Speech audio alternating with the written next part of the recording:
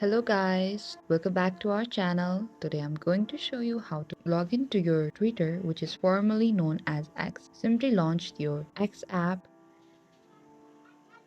and here we could see the option on the bottom that says have an account, login. So if you do not have an account, you simply have to tap on the create an account.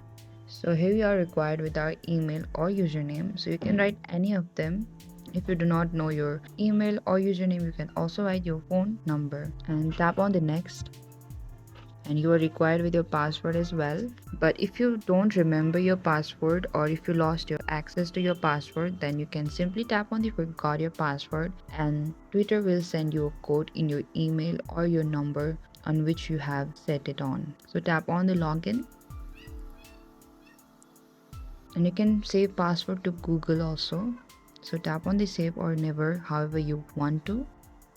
And we could see we just logged into our account in Twitter. Thank you guys for watching this video. I hope this video was helpful, and don't forget to like, subscribe and hit the bell notification icon for upcoming uploads.